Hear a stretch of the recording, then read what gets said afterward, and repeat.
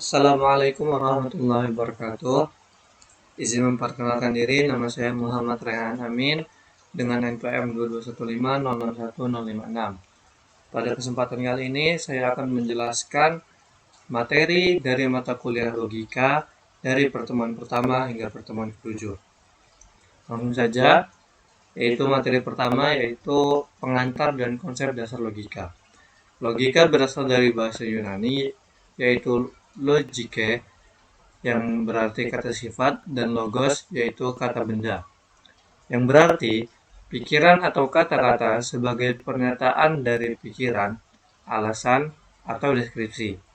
Dengan demikian, logika merupakan pekerjaan akal pikiran manusia dalam bernalar untuk menghasilkan kebenaran atau penyimpulan yang benar. Sebagai ilmu, logika adalah ilmu yang membantu kita dalam berpikir dan menalar, yang dimana menalar artinya mencapai kesimpulan dari berbagai pernyataan. Sebagai contoh, seseorang mengatakan sebuah pernyataan yaitu, jika ibu pergi, maka aku sedih. Jika aku sedih, maka aku menangis. Maka dengan menggunakan logika, kita dapat menarik sebuah kesimpulan yaitu, jika ibu pergi, maka aku akan menangis. Dalam pemrograman, logika merupakan fondasi dasar algoritma dan pemrograman. Logika digunakan dalam menyelesaikan sebuah masalah. Bagaimana kita menggunakan logika dalam membuat kode program agar dapat menyelesaikan masalah tersebut. Bagaimana kita membuat program agar sesuai dengan keinginan kita. Itu semua menggunakan logika sebagai alat bantu. Materi yang kedua yaitu pengantar logika proposisional dan tabel kebenaran. Proposisi adalah kalimat yang bernilai benar atau salah, tapi tidak keduanya. Proposisi berkaitan dengan kalimat pernyataan. Kalimat pernyataan dikatakan proposisi jika sudah terbukti nilai kebenarannya. Berikut contoh dari proposisi. Yang pertama, 7 adalah bilangan ganjil. Kalimat tersebut merupakan sebuah proposisi yang pernyataannya sudah terbukti bernilai benar. Yang selanjutnya, 5 lebih kecil daripada Y. Itu bukan merupakan sebuah proposisi, karena pernyataannya belum bernilai benar ataupun salah, karena nilai dari Y, karena Y belum memiliki nilai, maka kita belum bisa menentukan 5 itu lebih kecil atau tidak. Dalam logika, logika proposisional adalah logika yang menangani penarikan kesimpulan secara logis dari proposisi-proposisi yang ada. Proposisi dapat dinyatakan dalam beberapa bentuk, yaitu proposisi atomik dan proposisi majemuk. Proposisi atomik merupakan proposisi tunggal, yang mana proposisi tersebut hanya memiliki satu pernyataan. Sedangkan proposisi majemuk yaitu proposisi yang terdiri dari beberapa proposisi tunggal yang dihubungkan. Dalam menentukan nilai kebenaran suatu proposisi, dapat menggunakan sebuah tabel kebenaran. Tabel kebenaran merupakan salah satu perangkat yang dapat digunakan untuk menentukan nilai kebenaran proposisi majemuk. Tabel kebenaran memiliki jumlah baris yang tergantung dari banyaknya proposisi tunggal yang terdapat pada proposisi majemuk. Jumlah tabel kebenaran dapat dihitung dengan menggunakan 2 pangkat N, yang mana N merupakan banyaknya proposisi majemuk. Berikut adalah contoh tabel kebenaran, yaitu dengan proposisi tunggal P dan Q, dan proposisi majemuk P dan Q. Dengan P bernilai FFTT, sedangkan Q bernilai FT. Dan menghasilkan P dan Q yaitu FFFT. Selanjutnya itu materi ketiga, yaitu proposisi majemuk. Seperti yang telah dijelaskan sebelumnya, proposisi majemuk adalah proposisi yang terdiri dari beberapa proposisi tunggal yang digabungkan menggunakan perangkai. Terdapat beberapa perangkai proposisi yang digunakan dalam proposisi majemuk, yaitu konjungsi, disjungsi, exclusive or, negasi, implikasi, dan yang terakhir lebih implikasi.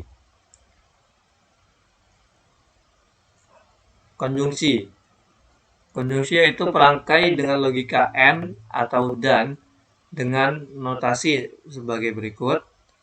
Pada tabel kebenaran akan menghasilkan nilai yang bernilai true jika semua proposisi bernilai true. Jika ada salah satu atau semua yang bernilai false, maka akan menghasilkan nilai false. Contoh dari konjungsi adalah saya pergi ke toko dan saya membeli buah.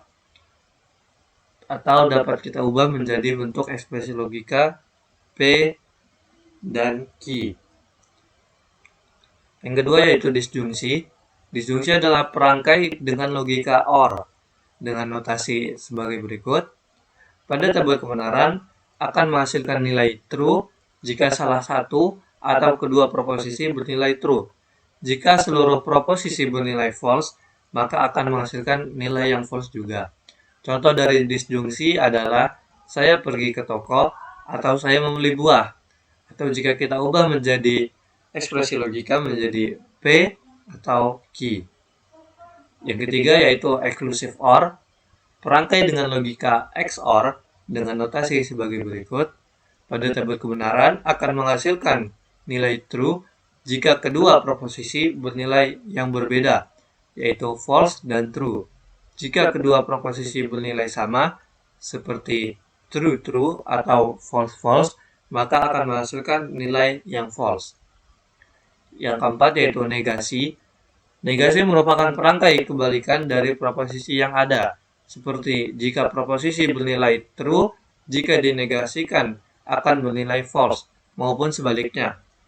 Yang selanjutnya yaitu implikasi. Implikasi disebut proposisi bersyarat. Implikasi yaitu pengondisian satu kemungkinan saja dari sebab atau akibat. Bentuk proposisi ini yaitu jika P maka Q. Contoh, jika hari mendung maka hujan. Bentuk lain dari implikasi yaitu P mengakibatkan Q, Q jika P syarat cukup untuk Q syarat perlu bagi P, dan berbagai bentuk lainnya. Contoh dari implikasi adalah jika Anda belajar dengan rajin, maka Anda akan mendapatkan nilai yang baik. Atau jika dituliskan dengan bentuk ekspresi logika adalah P implikasi Q. Yang terakhir yaitu biimplikasi. Biimplikasi merupakan salah satu proposisi bersyarat dengan bentuk proposisinya yaitu P jika dan hanya jika Q.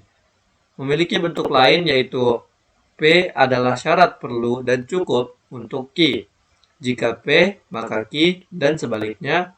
Dan yang terakhir, P if Q. Contoh dari biimplikasi adalah sebuah bilangan ganjil jika dan hanya jika tidak habis dibagi dua. Jika ditulis dalam bentuk ekspresi logika adalah P biimplikasi Q. Materi yang selanjutnya adalah materi keempat yaitu pembuktian validitas argumen.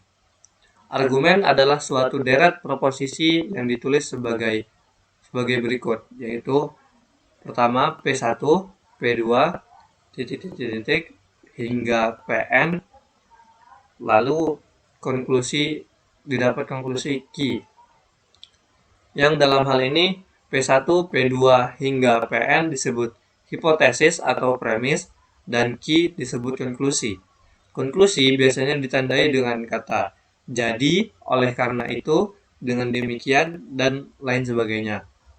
Argumen dapat berupa sahih atau valid dan palsu atau invalid. Definisi dari sebuah argumen dikatakan sahih jika konklusi benar, bila mana semua hipotesisnya benar. Sebaliknya, argumen dikatakan palsu atau falsi atau invalid. Berikut ini membuktikan validitas argumen sebagai berikut. Beberapa argumen yang sudah terbukti sahih yaitu sebagai berikut. Yaitu yang pertama modus ponens, yaitu P implikasi Q, dengan premis yang kedua yaitu P, maka akan didapat konklusi yaitu berupa Q. Yang kedua modus tollens, jika premis pertama P implikasi Q, premis kedua negasi dari Q, dan didapat konklusi berupa negasi dari P. Yang ketiga yaitu aturan transitif, jika premis pertama P implikasi Q, premis kedua Q implikasi R, maka akan didapat konklusi berupa P implikasi R. Yang ketiga yaitu silogisme disjungtif atau kontrapositif. Yang pertama adalah P or Q dengan premis kedua negasi P, maka akan didapat konklusi berupa Q. Lalu bentuk selanjutnya adalah premis pertama P or Q dan premis kedua adalah negasi Q, maka akan mendapat konklusi berupa P. Yang keempat yaitu simplifikasi konjungtif. Jika terdapat premis P dan Q, maka akan didapat konklusi berupa P atau konklusi berupa Q. Yang kelima yaitu penjumlahan disjungtif. Jika terdapat premis P, maka akan didapatkan konklusi P atau Q. Yang selanjutnya yaitu konjungsi. Jika terdapat premis P, premis pertama yaitu P dan premis kedua yaitu Q, maka akan didapat konklusi P or Q. Berikutnya adalah contoh soal dari penarikan kesimpulan.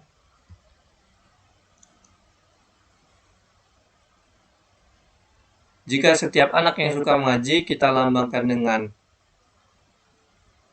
P, lalu premis selanjutnya itu senang bermain di dalam masjid kita lambangkan dengan Q,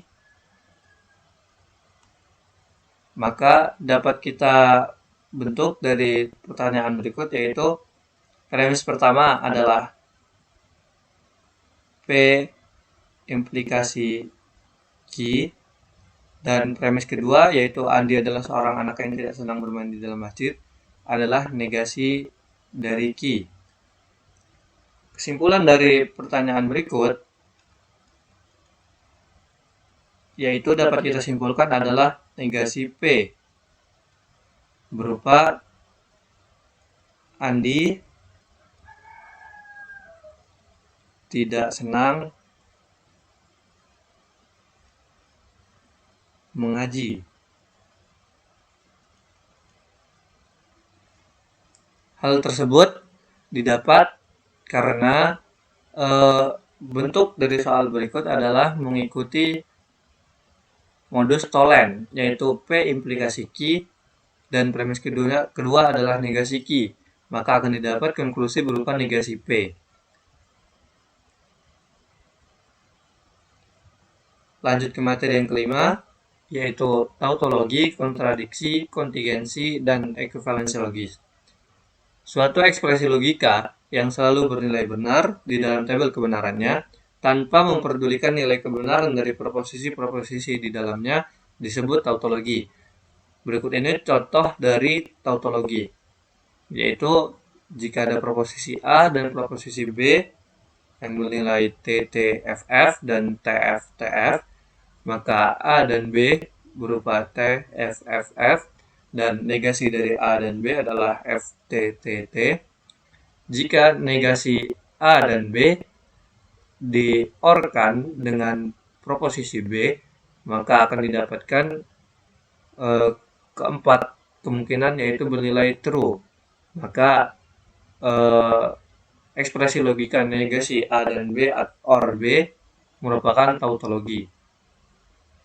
Yang selanjutnya yaitu kebalikan dari tautologi adalah kontradiksi, yakni jika pada semua pasangan nilai dari tabel kebenaran menghasilkan nilai false atau ekspresi logika yang selalu bernilai salah di dalam tabel kebenarannya, tanpa memperdulikan nilai kebenaran dari proposisi-proposisi yang berada di dalamnya. Berikut ini contoh dari kontradiksi, yaitu jika terdapat proposisi A, yaitu T dan F, lalu ada negasi dari A, yaitu F dan T.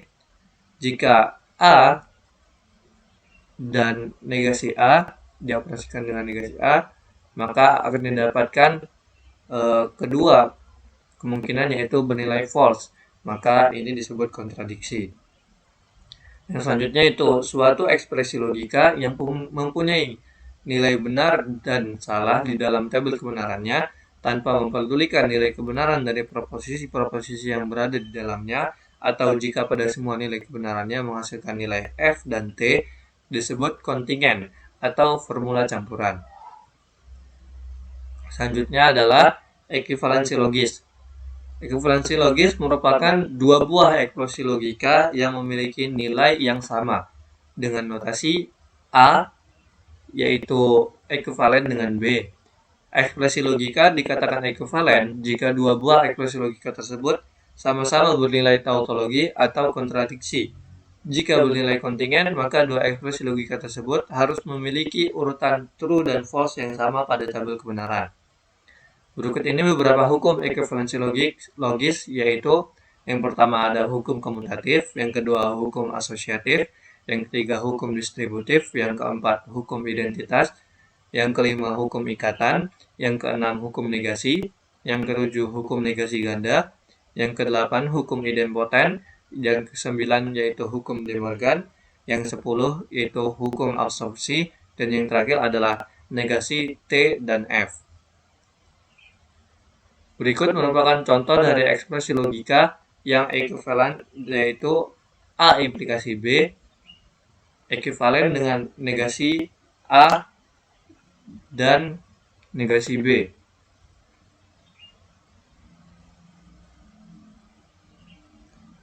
Jika kita buat tabel kebenaran dari pernyataan tersebut adalah A, B, negasi dari B, lalu A dan negasi B, lalu ada negasi dari pernyataan A dan negasi B, dan yang terakhir yaitu A implikasi dari B.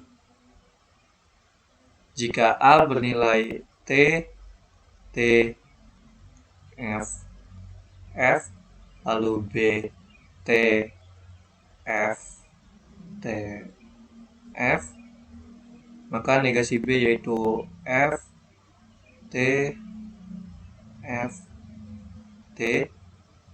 Jika A didankan dengan negasi B, maka F, T, F, F, lalu operasi ini dinegasikan,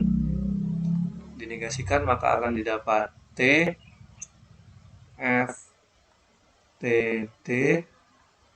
Lalu jika A implikasi dengan B, akan didapat T,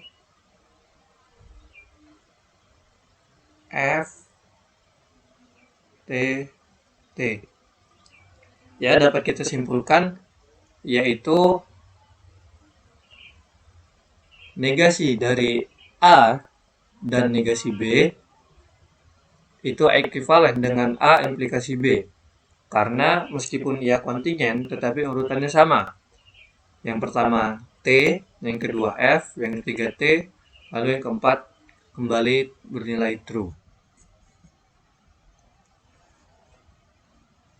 Ya, lanjut ke materi selanjutnya, yaitu materi yang ke-6 adalah penyederhanaan dan strategi pembalikan. Penyederhanaan sebuah ekspresi logika dapat dilakukan dengan menggunakan hukum-hukum logika yang ada. Penyederhanaan ini akan berhenti sampai ke bentuk yang paling sederhana dan tidak dapat disederhanakan lagi. Berikut merupakan contoh penyederhanaan dari ekspresi logika A dan negasi A implikasi B.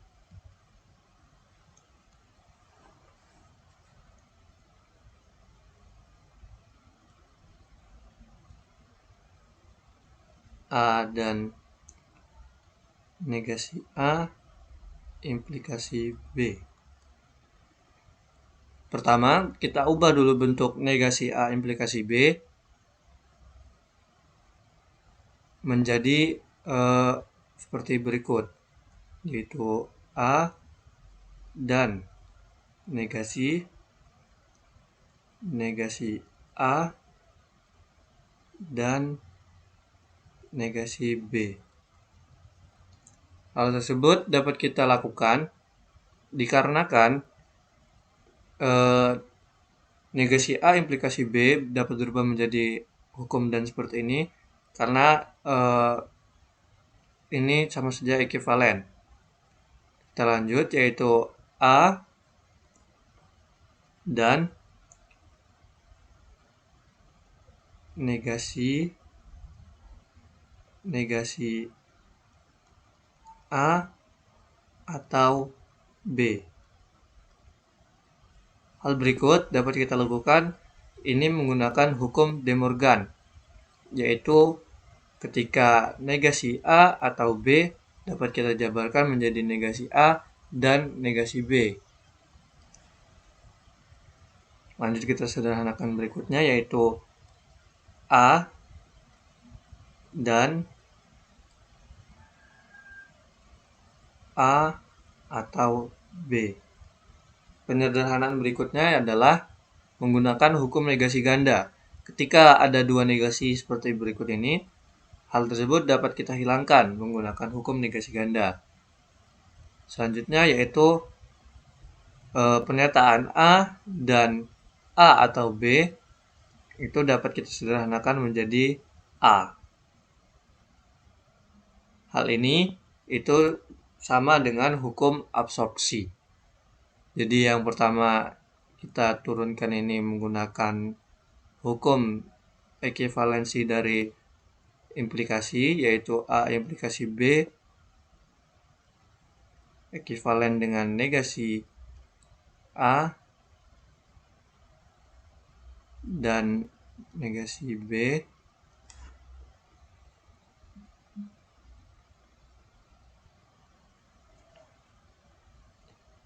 Lalu yang kedua menggunakan hukum De Morgan.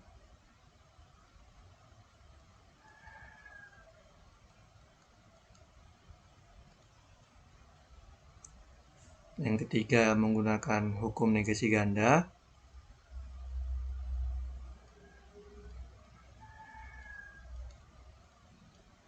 Dan yang terakhir yaitu menggunakan hukum absorpsi.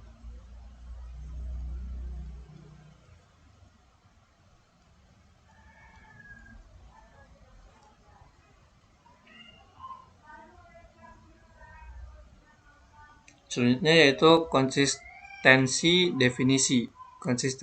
Definisi konsistensi. Koleksi dari pernyataan disebut konsisten jika pernyataan-pernyataan tersebut secara simultan semuanya benar. Konsistensi dapat dibuktikan dengan membuat pernyataan menjadi ekspresi logika dan dibuktikan melalui tabel kebenaran. Strategi selanjutnya yaitu strategi pembalikan. Strategi pembalikan digunakan untuk membuktikan validitas suatu ekspresi logika untuk argumen dan untuk memastikan nilai-nilai premis yang benar harus diikuti dengan kesimpulan yang benar. Teknik ini mirip dengan penyederhanaan, tetapi kesimpulan yang ada pada argumen dinegasikan. Dalam strategi pembalikan terdapat teknik model. Teknik model berusaha mencari premis-premis dan kesimpulan berupa ekspresi-ekspresi logika yang bernilai true sehingga hasilnya pasti true dan berarti argumen valid. Akan tetapi karena nilai true diperoleh dari berbagai kemungkinan, dipergunakan strategi pembalikan dengan memberi nilai false pada kesimpulan, sedangkan premis-premis harus tetap bernilai true sehingga hasilnya juga pasti false. Selanjutnya yaitu materi ketujuh, yaitu tableau semantik. Tableau semantik adalah bentuk-bentuk proposisi yang dibangun berdasarkan aturan tertentu yang biasanya berbentuk pohon terbalik dengan cabang-cabang dan ranting yang relevan. Berikut adalah 10 aturan-aturan tableau semantik. Yang pertama, A dan B itu dituliskan berurutan, yaitu A lalu B. Yang kedua, A or B itu dituliskan percabangan A dan B. Yang ketiga yaitu A implikasi B, yaitu percabangan negasi A dan B. Yang keempat yaitu A B implikasi B, yaitu percabangan A dan B dengan negasi A dan negasi B. Yang kelima yaitu negasi dari negasi A, yaitu A. Yang keenam yaitu dari negasi A dan B, yaitu terdapat percabangan yaitu negasi A dan negasi B. Yang ketujuh adalah negasi dari A or B, yaitu negasi A berurut dengan negasi B. Yang ke-8 yaitu negasi A implikasi B, yaitu urutan dari A lalu negasi B. Yang ke-9 yaitu negasi A B implikasi B, yaitu terdapat percabangan A dan negasi B. Yang kedua yaitu negasi A dan B. Aturan yang ke-10 yaitu jika ada bentuk A dan negasinya atau negasi A dalam satu cabang, maka terjadi ketidakkonsistenan pada cabang tersebut dan cabang tersebut dinyatakan tertutup dan cabang tersebut tidak bisa dikembangkan lagi. Hal ini disebabkan tidak mungkin A sama dengan true dan cabangnya negasi A sama dengan true. Berikut terdapat pernyataan logika P implikasi Q dan Q implikasi P. Dapat kita cari kebenarannya menggunakan tabel semantik.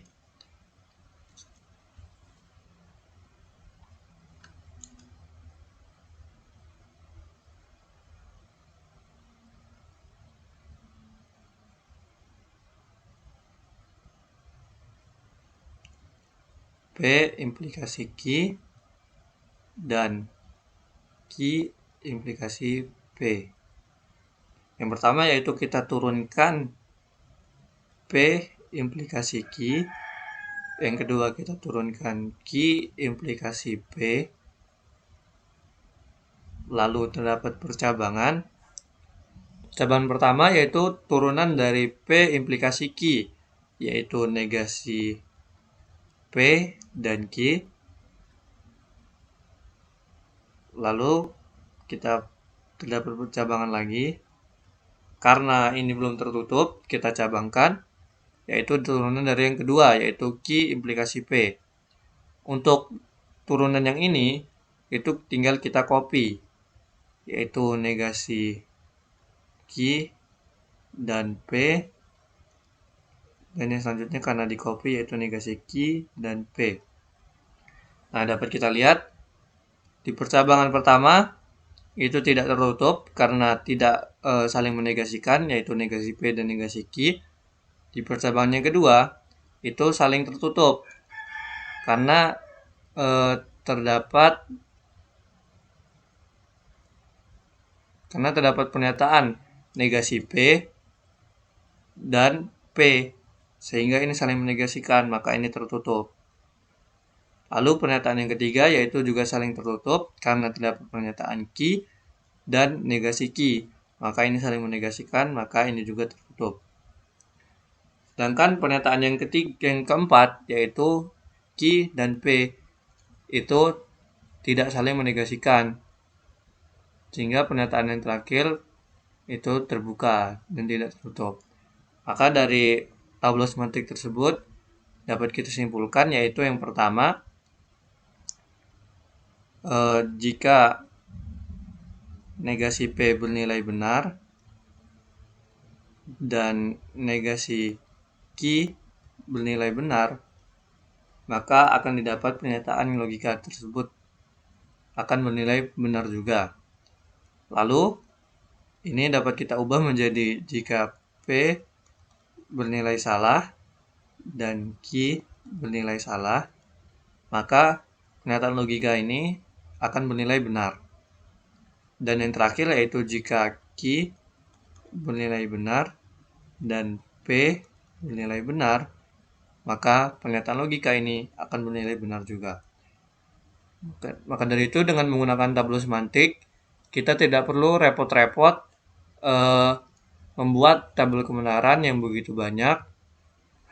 Hanya dengan menurunkan ini, kita dapat menentukan kemungkinan benar dari pernyataan logika tersebut. Tetapi dalam menggunakan tabel semantik terdapat kelemahan, yaitu kita tidak dapat menentukan kemungkinan salah, kemungkinan yang akan menghasilkan pernyataan yang salah dari logika, karena tabel semantik tersebut hanya mencari kemungkinan nilai yang benar. Mungkin cukup sekian yang dapat saya sampaikan. Bila ada salah kata, saya mohon maaf. Kepada Allah saya mohon ampun. Billahi taufiq wal hidayah. Wassalamualaikum warahmatullahi wabarakatuh.